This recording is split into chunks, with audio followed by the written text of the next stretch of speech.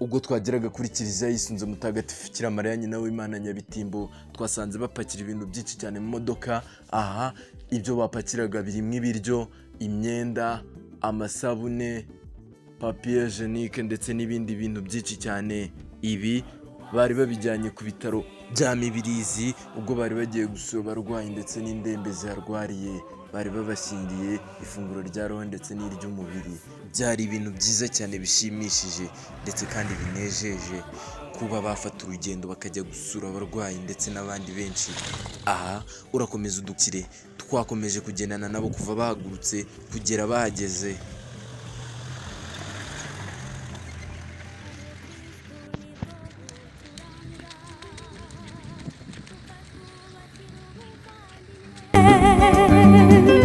Tukabana na buri wese ndetse n'abanyamahanga. Paruwase yacu nziza Nyabitimbo dukunda, aho twese tugejeje shima wabawe tukuvuga ibigwi.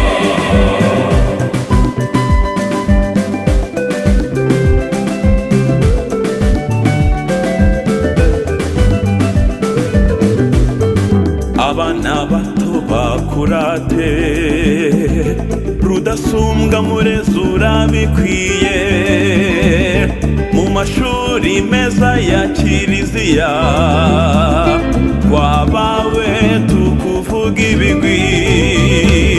Paruwase yacu nziza Nyabitimbo dukunda, aho twese tugejeje shima wabawe tukuvuga ibigwi.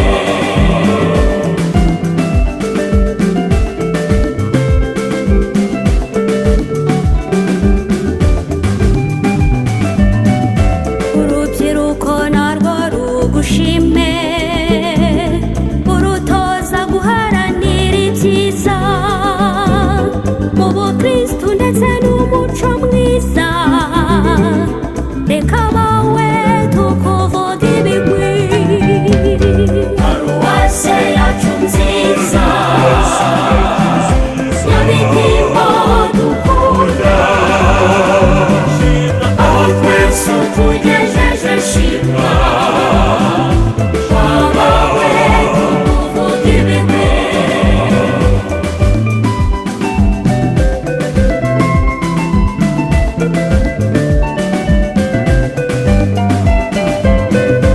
Ababyeyi nabo barakuvuga ibigwi, ngo ubatoze umubano mwiza,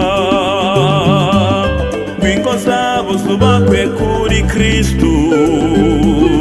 Reka bawe tukuvuga ibigwi.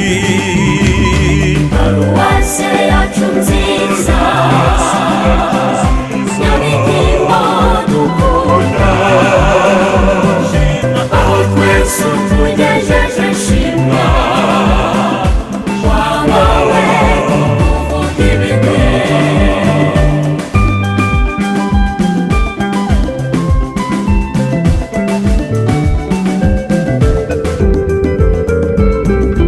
Iyi paruwase dushima yashinzwe mu 1994 ku itariki ya 9 ukwa mbere. Paruwase yacu nziza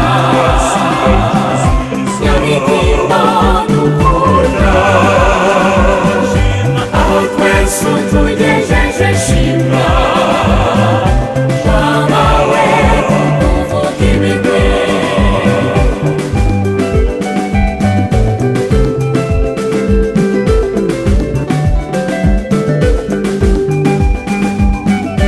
Paruwase yacu dukunda, kirezi cyatatswe na rurema, wabawe turakuvuga ibigwi, twabawe turagukunda.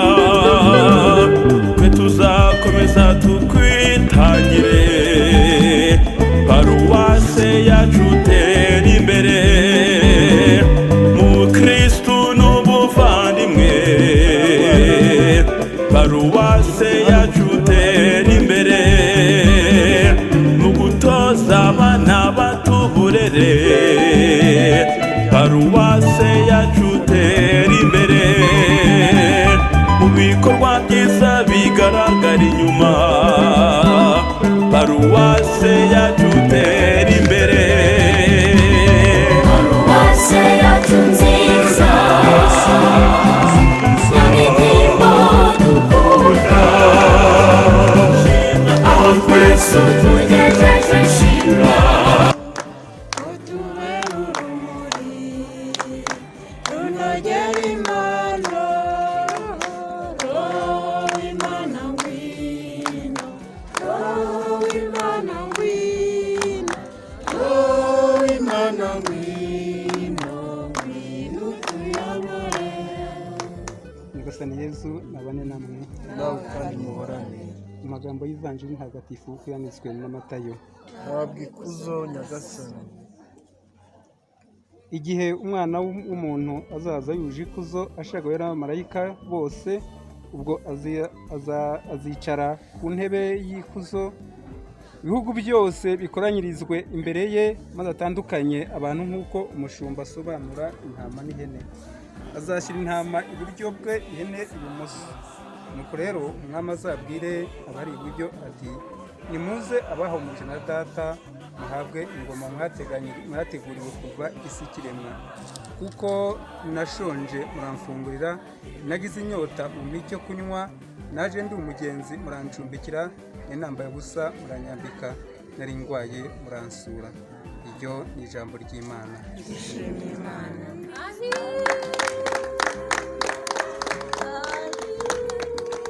Ngiryo rero ijambo Yezu yavuze ryatuyoboye. Nari ndwaye muransura, nari nshonje mumpa icyo kunywa. Kandi iki gikorwa tuzanye nk'abakristo ba paruwasi Nyabitimbo, by'umwihariko abakarisimatike ivugururwa muri uwo mutagatifu, twumvishe icyifuzo cya Papa muri uku kwezi kwa kabiri, gusabira abarwayi barembye ndetse bihebye. Papa arifuza agira ati, dusabe kugira ngo abarwayi barembye bazahajwe n'ububabare bakomeze kwitabwaho, ndetse hitabwe no ku miryango yabo, bahabwa ubuvuzi bufite ireme ndetse banagaragarizwa ubumuntu ku kigero gikwiye. Muri mwe harimo abarembye, turifuza ko mutakiheba. Uburyo rero twahisemo bwo kubitaho no kubagaragariza ubuntu bukwiye, mu kuza kubasura tubazaniye ifunguro ry'umubiri, twumvishe ijambo ry'Imana, dusaba Nyagasani Yezu nawe wahuye n'ububabare bukabije ngo abahe kwihanganira namwe ububabare bw'umubiri kubera uburwayi mufite, kandi niba bihuje no gushaka kwe, agira ati, abakize we muganga mukuru n'izo ndwara zikira, uyobora abaganga bari kubavura, bari kubitaho, kugira ngo babikorane nyine umutima wemera, umutima w'ubwitange n'izindi ngabire zinyuranye mukeneye kugira ngo mugaragarizwe ubuntu bukwiye. Ubwo rero tugiye kubaha ifunguro ry'umubiri uko twabiteganyije, na bimwe mu bikoresho bindi mukenera muri kwa muganga. Harimo abarwayi batinda, wazanye n'ibidahiye, ibyo tubishyize hirya, abo muri serivisi sosiyale bazadufasha bibagereho. Turabegereza ifunguro ry'umubiri. Ngaho rero nibanyemerera abo tuzanye fundure kugira ngo dusangire nawe.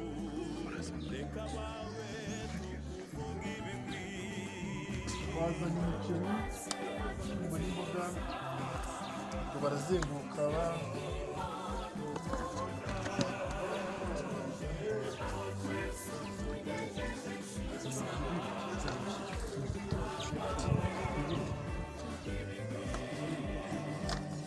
bitandukanye. Ese muri mu matsinda cyangwa turabashyiriraho ndamushyiraho ariko ntabwo dushyira ibyo mu ibasi oya urashyira mu isahani wowe n'udafite isahani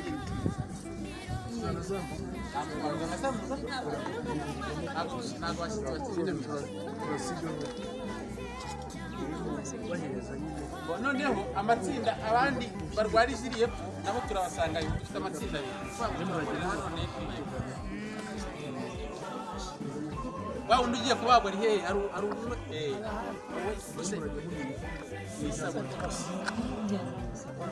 umugore ko bagiye ku murongo tubahe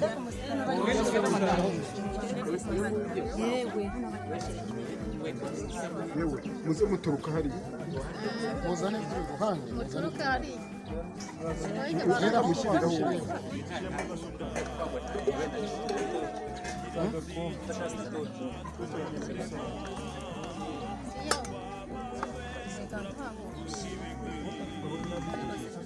bo mureke mbabwire rero turagira ngo mugaragaze imyitwarire myiza umere nk'abagiye ku murongo cyane cyane ko mwari mumeze ku murongo ariko aba ariko mukuru umere nk'abagiye ku murongo birumvikana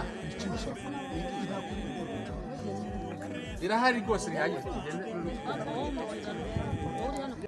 ahubwo abandi nabo batanga twakora ku buryo n'amasabune bigendera rimwe umuntu ufashe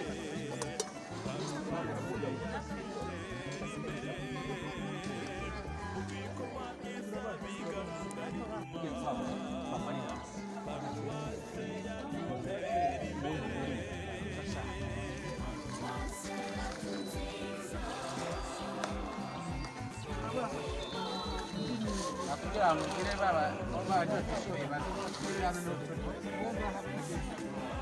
hano imbere ya niba turi babandi batarajya umere nk'abakoze umurongo umere nk'abakoze umurongo mumenye nk'abakoze umurongo komeza bareka mwareke kumva ni abarwayi sima twazizaniye se bavuze ko muhagarara hano bajye banza bakurikize aho bari ku murongo nibyo byiza dore tugera ku murongo barajya bahamagara buri muntu ubwo se waba ugeze reka nkubwire hera hano wowe ngwino duhereye hano aha ngaho buri muntu wese baramugeraho uwafashe ntabwo nibwo bugari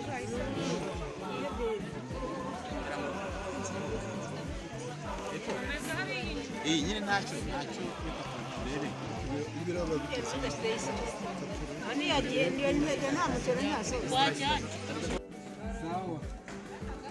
ahubwo abafite igikombe nibazane tubahe ku gasukari muhagarare ku murongo muhagarare muve mu mugeni umurongo hari ayo twarangije isosi isanzwe nyine isosi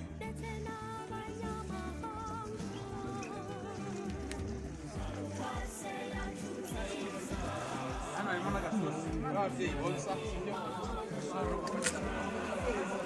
umubyeyi amaze kubyara none se ko ntacyo baramushyiramo iyo amaze kubyara narebe n'inyuma ntabwo tubaha mwese hano bajya no mu bana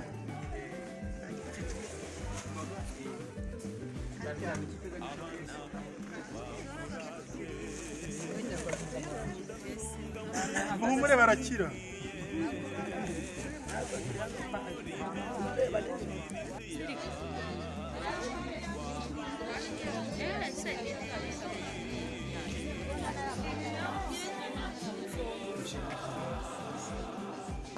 uriya muntu ari gusubiza cyane tutamuha ibintu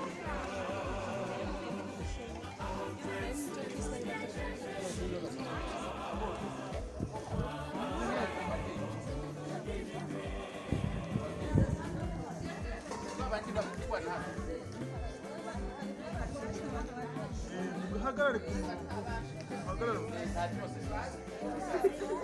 nta kibazo nawe ukeneye igikoma cyo kunywa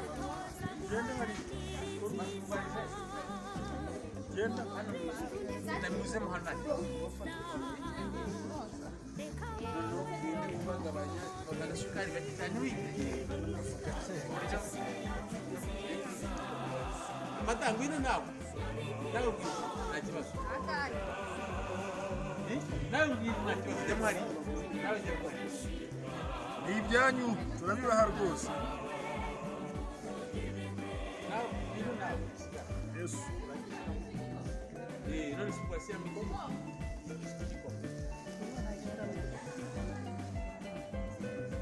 ababyeyi nabo barakuvuga ibigwi ngo batoze umubano mwiza ingo zabo zubakwe kuri kristu nizere ko ntawe ugeze kuza kuyabuze paruwase yacu nziza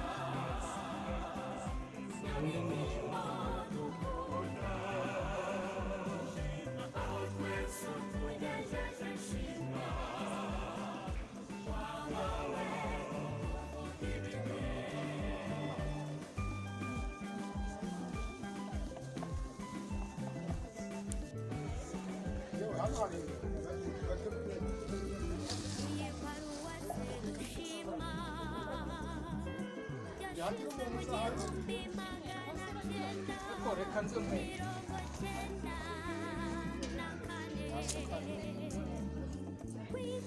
Avanjanya n'isukari.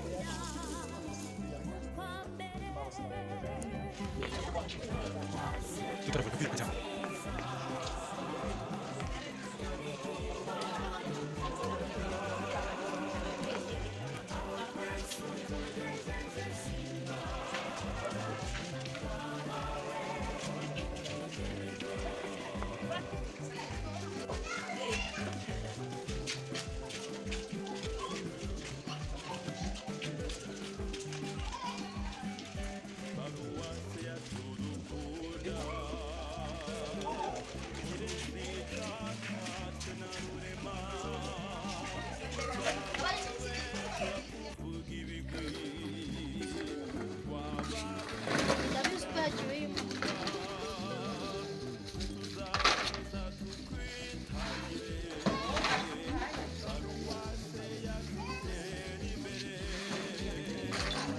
Kristu n'ubuvandimwe